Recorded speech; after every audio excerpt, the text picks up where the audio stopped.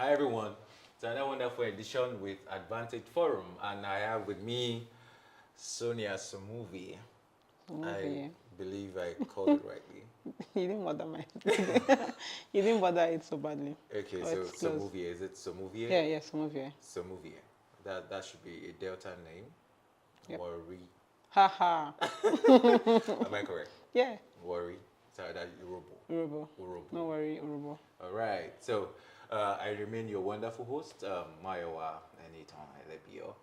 And so today we'll be talking more about Sonia. Okay. How have you been? I'm well. Thank you. All right. So let's just go straight. I believe quite a lot has really been going on, and with the climate change, and we know you to be an expert. Expert is big. Vague. It's a big term, yeah. Okay. So why do you think it's vague? Well, climate change is very broad, Okay. and you have to pick your corner, Okay. We'll right? pick a You have to corner. pick your So, corner. Yeah, and as much as that sounded nice, Okay. I'm just an advocate, I believe. Okay, so you're calling me. I wanted to ask. So which is your corner? So your corner is being an advocate of climate change. All right. So your work with EcoSmart. Yeah. So I believe it's an initiative, right? EcoSmart is my baby. Yeah, baby. Ah. So and I believe it has been having groundbreaking trials. Yeah. So I feel that. was really the EcoSmart climate? Okay, Action EcoSmart Climate Action Initiative is a non-for-profit. Yeah. We started in 2020. It actually came off just like that. I'd bettered it. I'd been thinking about it since 2014. But, I was like, look, there's no best time to start. You know how you want to cross all your T's and dot all your I's. It wasn't really a complete organization at the time I kicked off. It was just a personal pet project. I had moved into Abuja. I went for sightseeing, and I like being around water. I enjoy swimming and stuff. Yeah. When an Urubu gets there, she likes water. Well, as you know the water. I grew up around water, absolutely. so it's a very therapeutic thing for me. So only to go to Jabi Lake, and I found out that it was covered, like almost half of it was covered in plastic waste. And that project was planned for 3 days. I went there on Thursday or Wednesday. On Saturday, we did the cleanup. And it was a one-man mobilization project. Oh wow. I collaborated with the fisherman settlement around at the time.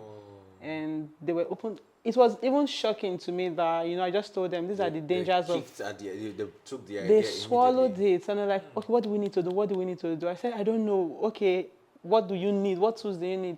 And, and he gave me this list. I was able to afford it at the time. And on Monday, You were up. on Saturday morning at 7 a.m., we were there. By 11 a.m. rather, the lake was brand new. So I did this thing and I went to bed.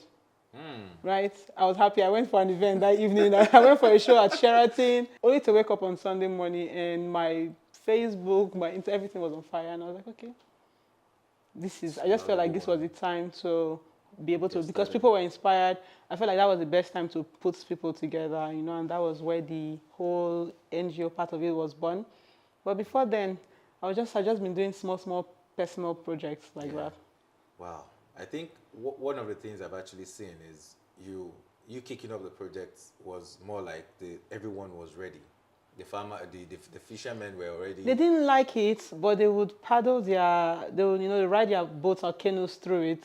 They didn't know what to do about it. So it all boils down It was just to all about advocacy. cleaning. Yes, just Once to people let them understand, get aware of. yeah. Oh. Once people understand that this thing is a problem, everybody know this is a problem, but how does it apply to me? That is where they take it personal. Yes. So when I told them, look, don't look at people living up Jabi. Our houses have nets. See where you're living in Bachas and how many malaria cases do you have every year. And this man was telling me how they lose their children like this when they fall sick. And, I had to educate them. These are the effects of having plastic on the water. And then they told me the sources of the plastic. It was heartbreaking. Apart from that, these big companies around ShopRite and the neighbors, they had their own waste on the water, like their generator. Yeah, diesel and Everything the oil. was all there. We have them on record. Everything was there. It was, it was joy. It was a joyous thing for me because I felt for once this was a like grassroots support. Yes. Naturally you should be looking to sponsors, and I did that thing with less than $200 at the time. Wow. I had $200 cash with me, like it was a gift I had gotten, and I was like, okay, if you're saying this can work, it was less than 100K, I think, at the time. So we just went ahead, and it was a success. Wow. Your role as senior special assistant on environment. So are we ready to talk about that? Yes, depends on what you want to know. So how were you being able to balance, the position with your other commitments? Like being a board member of DPESH Africa, DIPESH, right? And the assistant coordinator on environment for the NED Nwoko Malaria Project. So how have you been able to balance up all of this, I think it's Mark Twain Mark Twain, who said, if you do a job you love, you never get to work another day in your life, right? So I don't work. I don't feel the pressure of having a job. I enjoy everything I do. And I think one of the contributing factor to this is the fact that all of these commitments are within the same sector. So it's like having the same job with different roles, right? So on the board of DPESH Africa, we are yet to officially launch in Nigeria, but we're doing active planning, soliciting for, funding and everything. And it's a lot of virtual meetings, But as the essay on environment, so I am high at the moment of the opportunity I have there because I can influence durable change. I go out, get real-time information as it concerns us Nigerians on environmental matters, please, and relate with the senator, who is the vice chairman of the committee on the committee of environment. So it makes it easy for me to be able to be suggestive, to fix, adjust, or even create policies that would better enhance our environment. So for that, I'm really grateful. As for EcoSmart, our volunteers are amazing, like I literally don't do much there. They come up with most of the ideas, planning and everything. I'm not really fully on the back seats, but the ease I have to be able to do other things even while running the NGO is because of the quality of people who are literally leaders by nature that we have there. Wow. I think for some of your volunteers, it could be fun because I can imagine me being a volunteer in EcoSmart. And one of the things I would think of being on the boat and packing plastics. Well, if you see it like that, if you like water, that can be fun. But for some people, they dread it. Do I really need to know how to swim? No, we have safety gears. However, it's not just plastics. At the moment we kicked off the flag. We flagged off the we flagged off the first session of our, or pilot session, you want to call it, of our investments project. And that is, we're trying to invest in quality air. You saw the heat this year now. Show you shaggy. This is supposed to follow. So while this rain is while you're feeling cool because you're up here on the landscape of Abuja, there are people who are suffering from flood. There are people who are suffering from so we had foreseen this a couple of years ago. We've been making plans, setting up nurseries and stuff for this day. So we just kicked off our tree planting project. We've been planting around Abuja for a while, but when we follow up to see how these trees are received, people really like fancy stuff. You like aesthetics here. You want your plain compounds, no bushes, then you buy you buy plastic ones, who has the time to augment, exactly.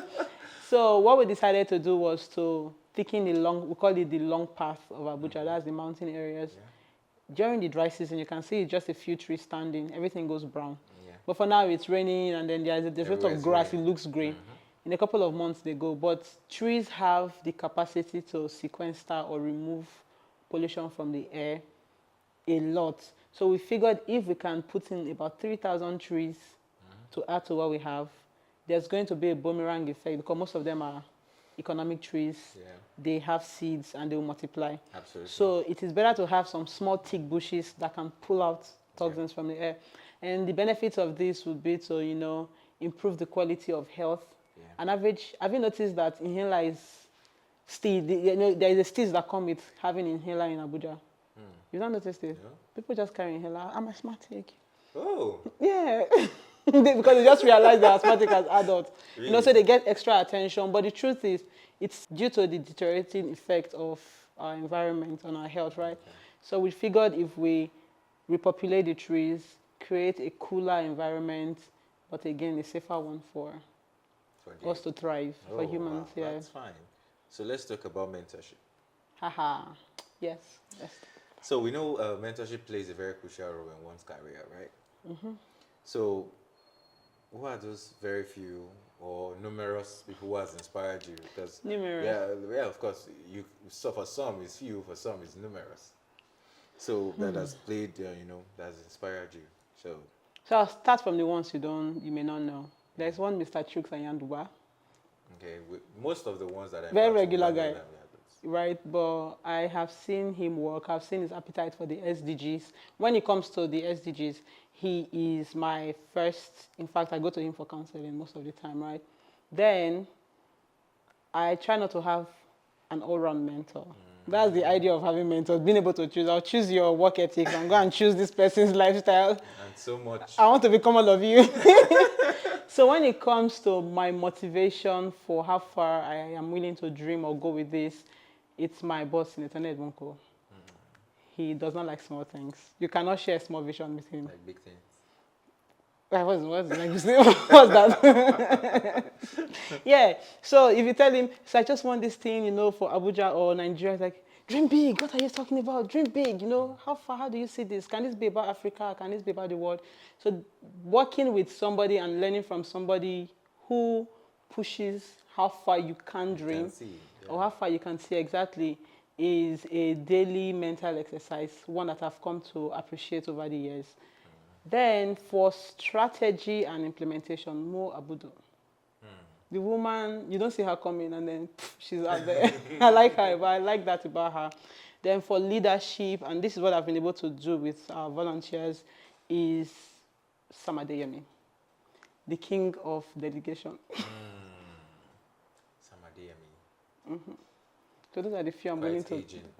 Quite aging. Yes, but still looking very His young. strategies are evergreen. Yeah. I think, and it creates a sense of security amongst, both the men. You have volunteers on different levels. You have regular volunteers. You have leaders, right? So both the leaders and the regular volunteer and yourself, who is the vision bearer, you all are on the same mental plane about where the vision is going. You dream alike, and you have a sense of ownership. Yeah. So when I took some of his models and applied them there, I love the result, and I was like, we're going to stay here. We die here. We die here. Copy and paste. All right, so you've spearheaded several initiatives, right? Such couple. as the Young Champions ESH campaign. Yeah. Of course, you mentioned Project Air Vestment. Vestment, right? Yes. So you've mentioned some of the motivations, right? So is there any additional reasons why you are motivated to do these things? With me, things are not very deep. I don't like mystery. Right? Things are not always very deep. Okay. I grew up in Warri, Udu Road, really. And as a child, I could go play in the river. When I visited my granddad, he let me do anything I wanted. I could swim in big rivers. I could run into the bushes, Not scared. No, and I enjoyed going to the farm with him. So I grew up in sync with nature. And for a child who was very sickly growing up, knowing what I know now, the benefits of nature on humans, on our body and our health, I just realized that, if not, they locked me for his house before I could die. All right. So it's just that thing. I loved my childhood so much, and growing up, going to school, going to university, there's just this blank. You're pursuing something really fast. And I woke up one day and everything was gone. Like the rivers are so small now, and Everything dried up. And what was the cruise of growing up close to my granddad or going around nature was, I knew the names of plants. This is Iroko, this is walnut, this is rubber tree. Just looking at the trunk, he taught me all that. Yeah. And now you're going and you just see grass. Well, we like grasses, we like herbs, but what about the trees? What I understand now because of what I studied, that they are actually what's helping us here in Africa from having natural disasters and stuff like that. So it's like the belts holding the ground together, right? So I figured if I was asked, what are you in tune with, your possessions or nature? What are you identical to, nature or your possessions? Nature, right? So what do we preserve? So it's not really that deep. It's all around us. We see it too much that we don't take care of it because we feel it's not going anywhere. Yeah. But if you've had the opportunity to experience it and then look for it and not find it, it kicks something off in you. And if I was to bring kids into this world, I think I would like my kids to be able to run barefoot outside, be able to identify plants and animals and not scroll all day, right? So what better to preserve? Okay. So we, of course, I am aware that you are nationally recognized. And, oh, really? Yeah, of course. Let me Google it. I'm coming. Let me Google it. No. You know Nationally. what I'm saying. I don't know what you're I'm saying. So, but then the question is, what do you think needs immediate attention nationally? Trash. Is it trash? Trash on all levels. Like, I don't think in Nigeria at the moment we have a working, even with the private companies, a proper, like a standard working waste management system. And bulk of our problems, health and environment, are directly linked to it. Yeah. Nigeria suffers. You know the numbers of people that die from malaria a year is nothing compared to COVID.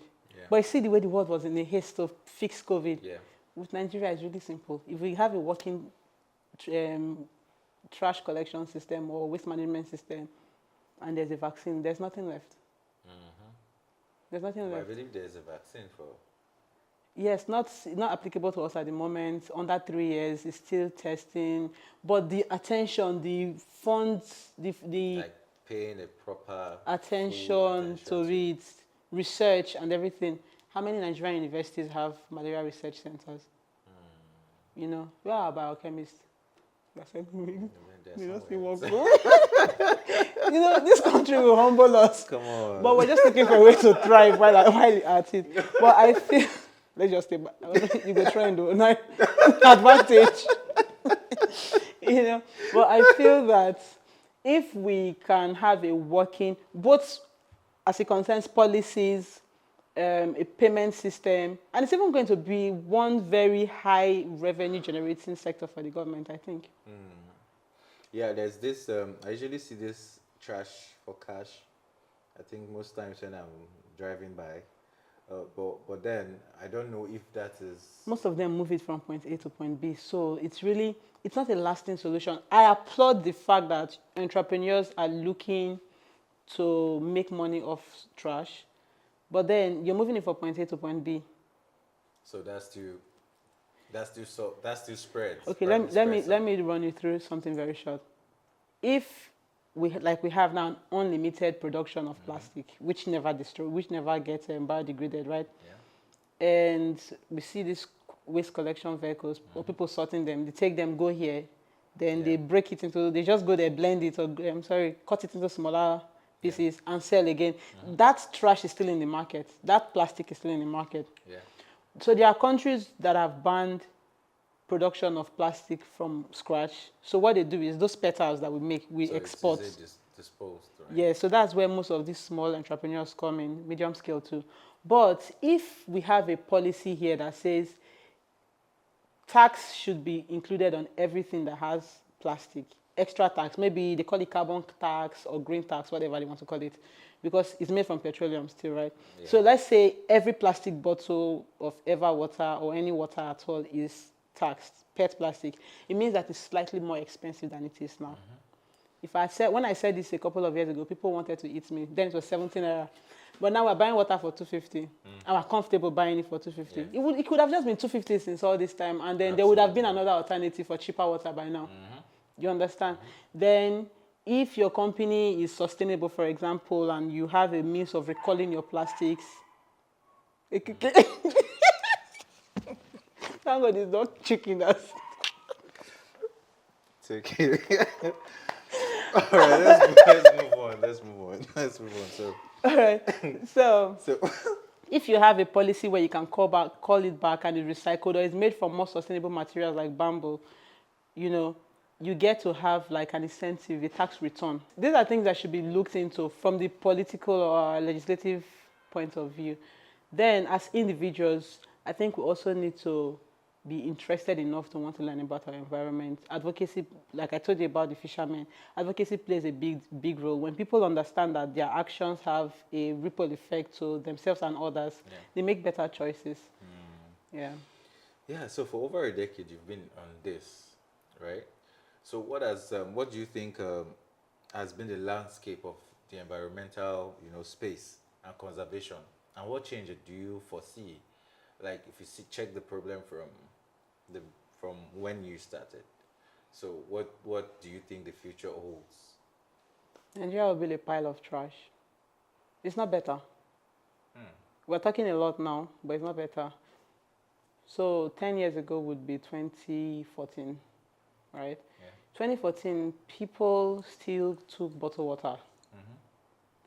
It seemed like an economic thing. Children were going to school with water from home, right? 2014, people were taking flasks to the shops to buy food. Yeah. Where's the takeaway you use this money? I don't have. You don't have? That's wrong. I do get. All right, so people throw these things away. So now the need for plastic is like at an all-time high in Nigeria, and we like fast fashion, bucket caps, nylon jackets, stuff like that. Crocs. Yeah. Okay, let me rest on that one. And we feel that when things leave our hands, it's gone. Gone where? Gone where? Where did the plastic go? Where did the pet plastic? But we still throw things on the road, in gutters. We don't have a collection system. We don't have a sense of sorting. We don't have a sense. We actually laugh at people who buy fairly used clothes. Meanwhile, Africa is literally a dump ground for fast fashion or used clothes. So I feel that first things first, people need to learn. We need more advocates. Not really big projects. We need more advocates, and because if we don't slow down, I told you right, Nigeria is going to be a pile of trash. You mentioned something about Crocs. Beautiful. So let's talk about that. Let's talk about Crocs. Okay. It's cute. Yeah. So some of them have ears. So what was with Crocs in the context? It's fast fashion. It's plastic. And because it's so cute, most people who like Crocs don't have one.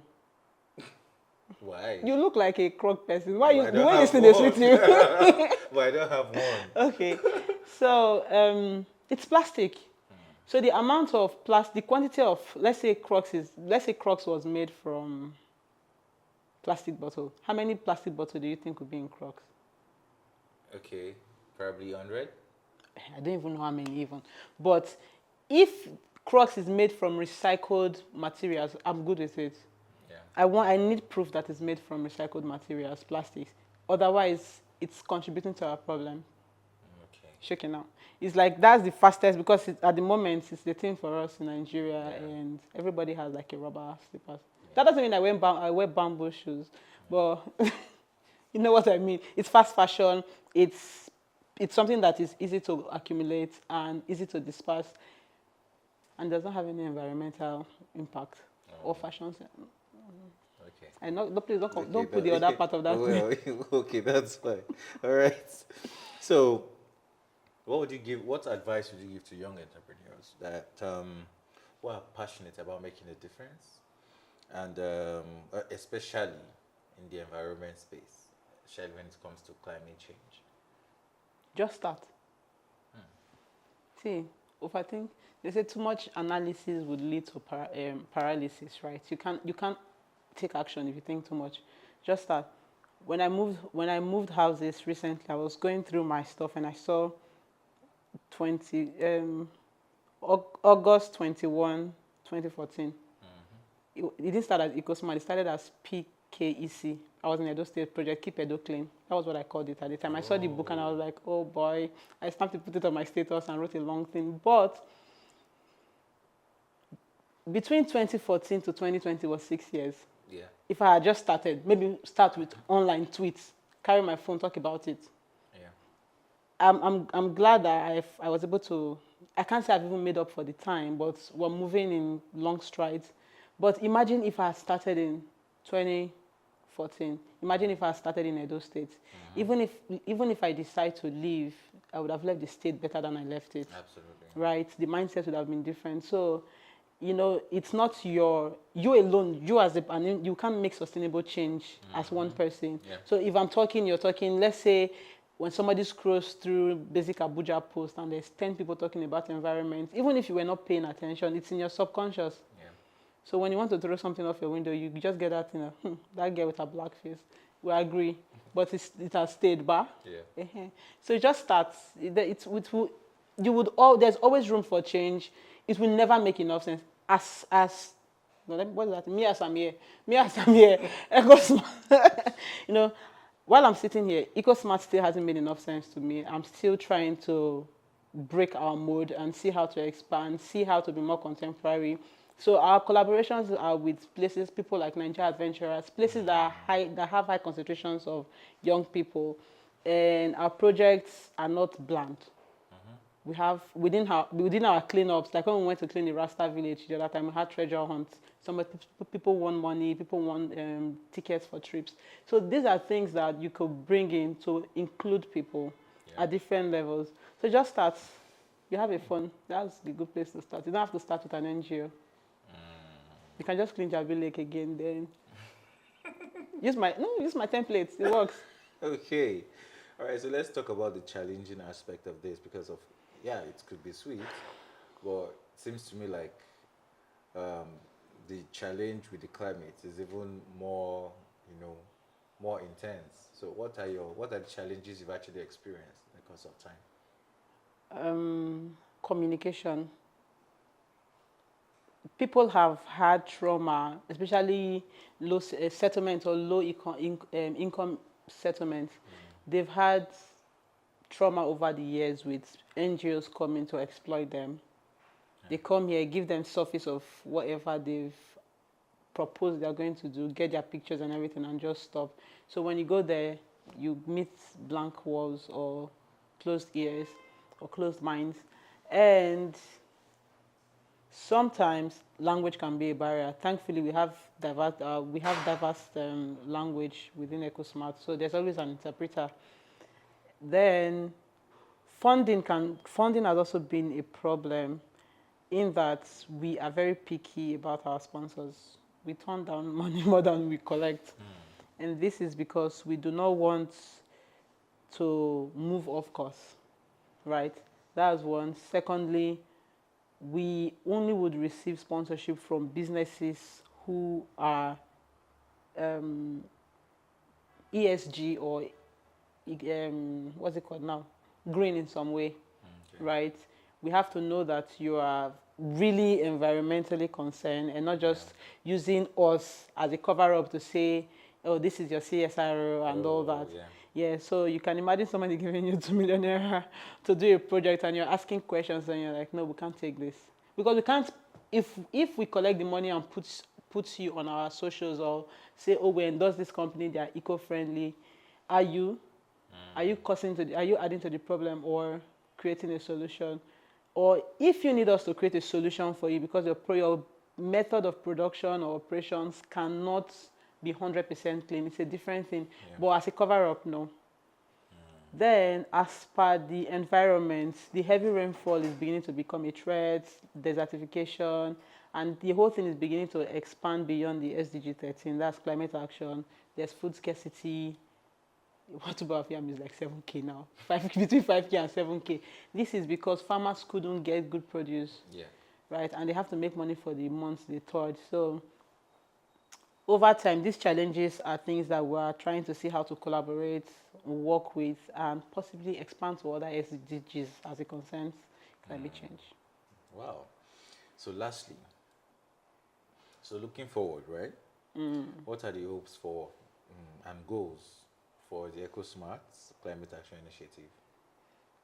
Well, primarily, I think we're looking at being able to mentor advocates, people who may not even sit with us for too long as volunteers. They should go do their thing and, spread the information just to create that eco consciousness or green consciousness and to let people understand that this is not just some trend. If the US, if India, if the Philippines have, at least they have a handful of green. If they are deeply in afforestation, rather, you cannot sit down here and say, oh, we're okay in Nigeria because you're literally seeing your land get bored over the years. And there's desert encroachment. There is, how many rivers have you seen people fishing? I don't know how you grew up, but me, I grew up as kids, we used to go by the river bank to watch people fish. There used to be fishes on our gutters. The gutters were that good. Like all the channels were from one river to another. Do you understand? But all of that is covered now. So we used to have proper sanitation. And they will call me NEPA people. If your compound is not clean anymore, way back then, right? They'll cut your light. Oh, really? Nobody will collecting money from you. They will cut your light. NEPA will follow police. That's econ people to your house. So while I still feel that is a bit extreme, these are things that we can revisit.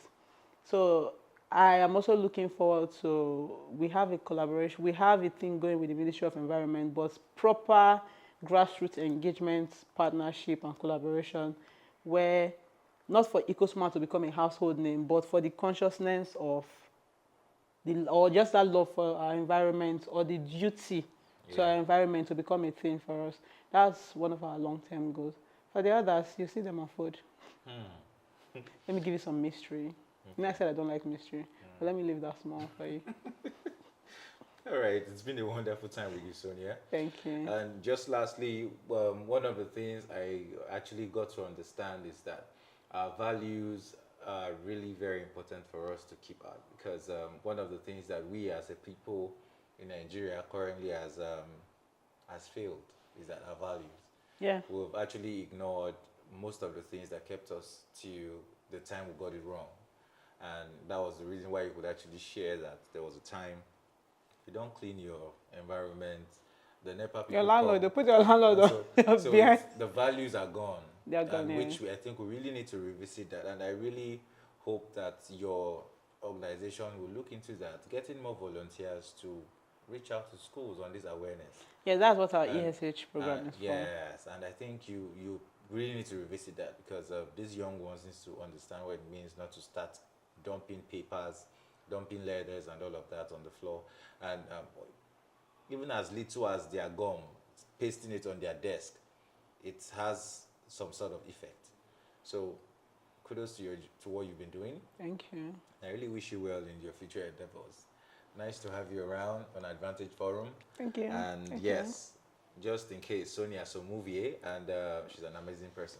So thank you. Nice to meet you, and hopefully hope for the best. See you at the top. Amen. Thank you. I see you at the top too. All right. All right.